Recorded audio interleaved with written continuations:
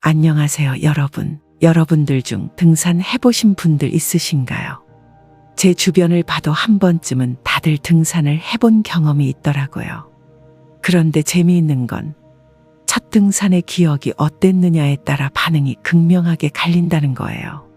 첫 산행이 즐겁고 좋았던 분들은 그 기분을 다시 느끼고 싶어 산을 또 오르지만, 처음부터 힘들고 고생스러웠던 분들은 다신 안 간다며 고개를 절레절레 흔들곤 하죠. 그걸 보면서 역시 첫 경험이 얼마나 중요한지 새삼 느꼈습니다. 특히 코로나 이후 사회적 거리두기가 한창이던 시절에는 젊은 사람들도 산을 많이 찾는 모습을 볼 수 있었습니다. 지인이나 가족과 함께 가볍게 동네 뒷산에 오르기도 하고, 어떤 분들은 인스타그램이나 유튜브에 올릴 인증샷을 위해 말 그대로 등산을 하나의 트렌드처럼 즐기기도 했죠. 여러분의 첫 등산은 어떠셨나요? 저는 제 첫 등산 경험을 아직도 잊을 수가 없습니다. 실제 제 얘기를 잠깐 들려드리겠습니다. 30대 후반, 제 인생에 아주 큰 시련이 찾아왔습니다. 사람들이 싫을 정도로 인간관계에 너무 지쳤죠. 오해, 배신, 헛소문까지. 설명하기 바쁘면서 제가 받은 마음의 상처는 어디에 말할 틈조차 없었죠. 거기에 숨이 턱 막히는 듯한 번아웃, 그리고 우울증까지 겹쳐서 결국 일을 그만두고 쉬어야만 했습니다. 그때 저는 힐링이 필요했던 게 아니라 숨 쉴 공간이 필요했어요. 아무도 없는 곳으로, 아무도 나를 알지 못하는 곳으로 떠나고 싶었죠. 어디를 가야 숨을 쉴 수 있을까 한참을 검색하다가 우연히 한 장의 사진을 보게 됐습니다. 산 정상에서 마주한 일출 사진 한 장. 그 풍경이 저에게 숨통을 틔워줄 것만 같았어요. 산보다는 바다를 좋아했던 저였는데 그 사진을 보는 순간 마음이 움직였습니다. 운해가 깔린 일출 사진. 정말 압도적인 풍경이었거든요. 등산을 한 번도 해본 적 없는 저는 블로그며 후기며 온갖 글을 읽으며 준비하기 시작했습니다. 주의사항을 꼼꼼히 체크하고 등산화와 스틱도 구매해서 생애 첫 산 가지산을 혼자 오르게 됐습니다. 지금이야 어렵지 않게 오를 수 있는 산이지만 그때는 정말 너무 힘들었어요. 조금만 걸어도 숨이 턱 끝까지 차오르고 몇 걸음 못 가서 주저앉고 물만 벌컥벌컥 마셨죠. 땀에 흠뻑 젖은 채 주변을 둘러보는데 등산하는 분들 얼굴에는 다들 밝은 표정이 떠 있더라고요. 그때 제 몸은 지쳐 있었고 제 마음은 속으로 울고 있었습니다. 그때 놀랐던 건 지나가는 분들이 안녕하세요라고 인사를 해주시는 거예요. 처음엔 어리둥절했죠. 그런데 그 다음 사람도 또 그 다음 사람도 인사를 해주시고 말을 걸어주시는 겁니다. 혼자 오셨어요? 어디서 올라오셨어요? 중년쯤 되어 보이는 분들이었어요. 어떤 분은 사탕을 건네주시기도 했고, 어떤 분은 힘내세요. 조금만 가면 정상이에요. 정말 전혀 예상하지 못한 순간들이었죠. 나를 알고 있는 사람들은 상처를 주는데, 처음 보는 분들이 오히려 나에게 다정하게 말을 건네시는데 얼마나 낯설었던지 한 걸음 한 걸음 오르며 오만 가지 생각이 들었어요. 사람이 싫어서 사람을 피할 곳을 찾다가 온 곳인데 아마도 밝은 표정으로 먼저 말을 건네주시는 모습들이 제 마음의 위로가 됐었나 봐요. 정상에 겨우겨우 올라 정상석 앞에서 뻘쭘하게 서 있었는데 또 어떤 분이 다가오셔서 사진 찍어드릴까요? 전 괜찮다고 했지만 그분은 웃으며 여기까지 힘들게 왔는데 사진 한 장은 남기셔야죠 하시더라고요. 그렇게 저는 제 첫 정상 사진을 찍었습니다. 그리고 잠시 앉아 쉬고 있는데 어떤 중년의 여성분께서 다가오시더니 아가씨, 이거 하나 드셔요 하며 크고 예쁜 귤 하나를 제 손에 쥐어주셨어요. 그 순간 이유 없이 눈물이 나더라고요. 어떤 말로도 설명되지 않는 감정이었습니다. 지금 생각하면 아마도 그날 스쳤던 분들은 등산 초보가 혼자서 땀 뻘뻘 흘리면서 고생스럽게 산을 오르는 모습을 보셨던 것 같아요. 몸과 정신이 다 지쳐 있는 상황에서 이 힘든 산을 오르는 동안 스쳤던 한 분 한 분들이 제게 조용한 위로가 되었었나 봅니다. 그 따뜻함이 제 마음 구석구석에 스며들었던 거죠. 나중에 알았던 사실은 등산객 사이에서 인사하는 게 예의였습니다. 그렇게 저는 사람을 피해서 찾았던 그 산에서 아이러니하게도 사람에게 위로를 받고 내려왔습니다. 몸은 힘들었지만 마음은 이상하게도 아주 조금 가벼워져 있었습니다. 그리고 저는 그날 이후 산에 조금씩 빠져들기 시작했습니다. 산을 오르면서 제 안에 고인 감정들이 조금씩 흘러나오는 걸 느꼈고 내려올 땐 묘하게 가라앉던 마음이 정리되어 있었습니다. 그때부터 저는 조금 더 자주 산을 찾게 됐습니다. 힘든 일이 있을 때, 마음이 복잡할 때, 아무 생각 없이 걷고 싶을 때, 그저 내 마음을 받아주는 공간이었습니다. 그 속에서 저는 조금씩 제 감정을 회복할 수 있었습니다. 그리고 어느 순간 깨달았습니다. 인생은 정말 등산과 참 많이 닮아 있구나.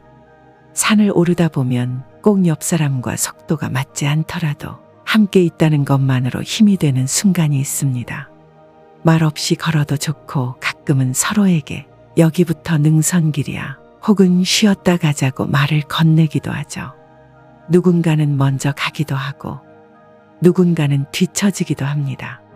하지만 중요한 건 서로를 기다려주는 마음입니다. 인생도 마찬가지입니다. 가족, 친구, 연인, 동료, 우리는 저마다의 인생이라는 산을 오르며 수많은 사람들과 스쳐 지나갑니다. 그 중에는 같은 길을 걷는 사람도 있고 잠시 동행하다가 다른 길로 향하는 사람도 있죠. 그들과 함께했던 시간이 있었기에 그 길이 덜 외롭고 조금 더 따뜻했는지도 모릅니다. 인간은 혼자일 때조차도 더불어 살아가는 존재다.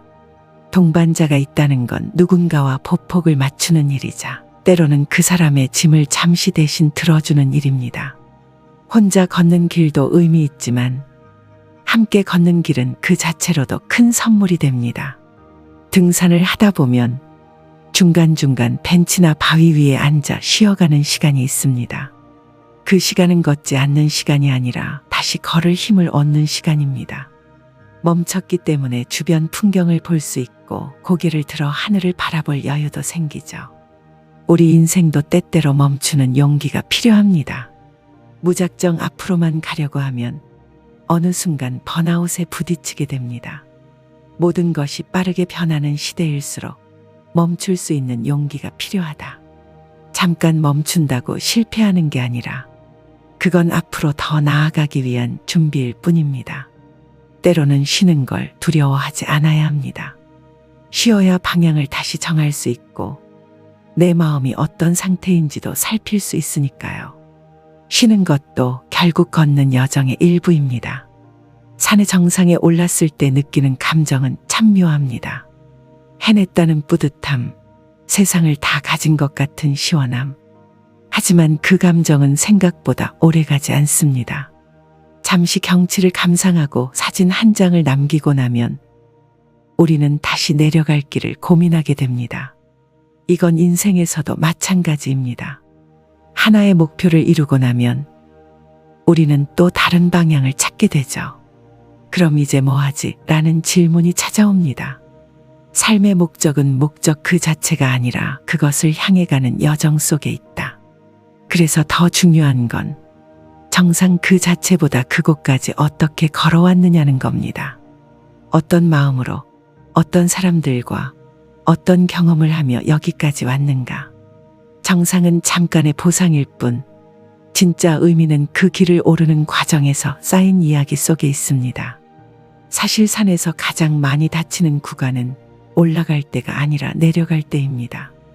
정상을 찍고 난 후의 방심, 혹은 체력 저하로 인한 실수가 많기 때문이죠. 그래서 산에서는 내려올 때가 더 조심스럽고 더 신중해야 합니다.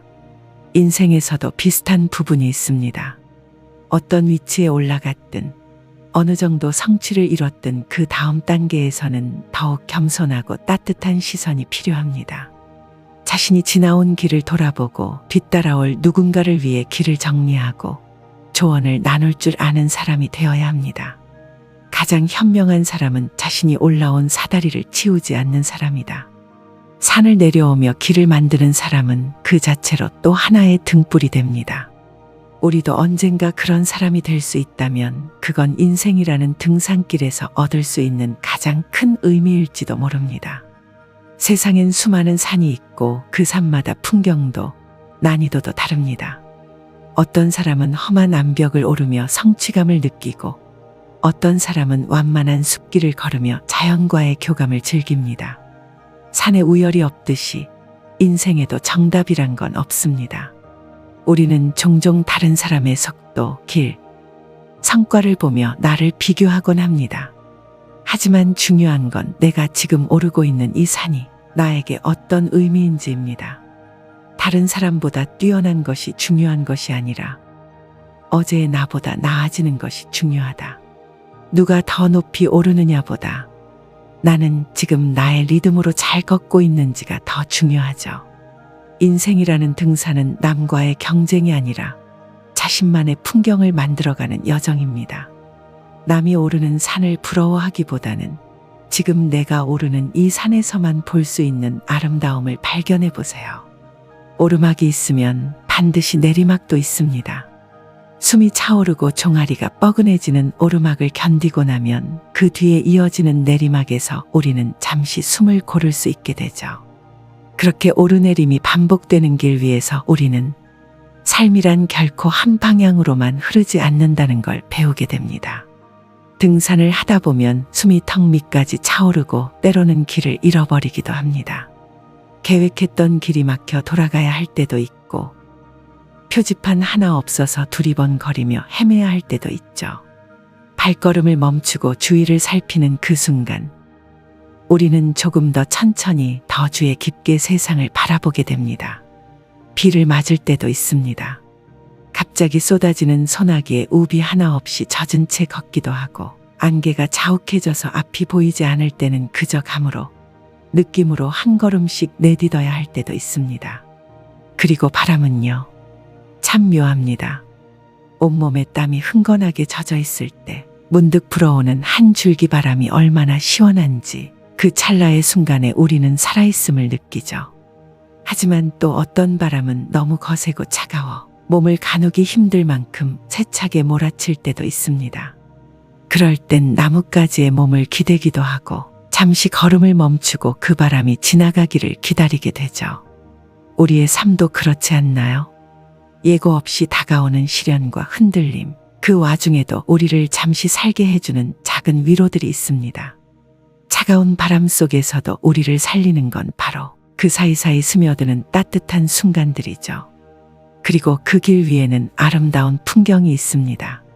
문득 시야가 트이며 펼쳐지는 계곡의 풍경, 햇살 아래 반짝이는 나뭇잎, 작고 여린 들꽃 하나, 그 작은 꽃 하나, 구부러진 나무 한 그루조차도 지금 이 길을 걸어가길 참 잘했다는 생각이 들게 합니다. 그렇게 우리는 피곤한 다리를 이끌고도 다시 힘을 내어 걷게 됩니다.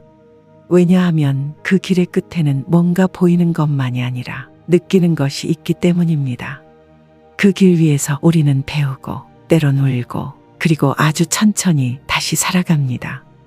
여러분은 지금 어떤 길 위에 서 계신가요? 지금 걷고 있는 그 길이 오르막일 수도 있고 어쩌면 너무 긴 내리막길이라 힘이 빠져 있을 수도 있습니다. 길을 잃고 잠시 멈춰 서 계신 분도 거센 바람에 잠시 주저앉아 계신 분도 있을지 모릅니다. 하지만 괜찮습니다. 그 모든 순간도 결국은 내가 걷는 인생의 길이고 그 길 위에서 마주치는 풍경 하나하나가 우리를 조금 더 단단하게, 조금 더 따뜻하게 만들어주니까요. 가끔은 아주 작은 인사 한마디가, 작은 사탕 하나가, 한 장의 사진이 우리의 마음을 일으켜 세우기도 하니까요. 지금 여러분이 어디쯤에 있든 그 자리를 부끄러워하지 않으셨으면 합니다. 그저 한 걸음 그리고 또 한 걸음 나만의 속도로 나만의 산을 올라가시면 됩니다. 여러분의 여정에도 따뜻한 바람, 아름다운 꽃, 그리고 뜻밖의 위로들이 함께하길 진심으로 바라겠습니다. 구독과 좋아요는 영상 제작에 큰 힘이 됩니다. 감사합니다.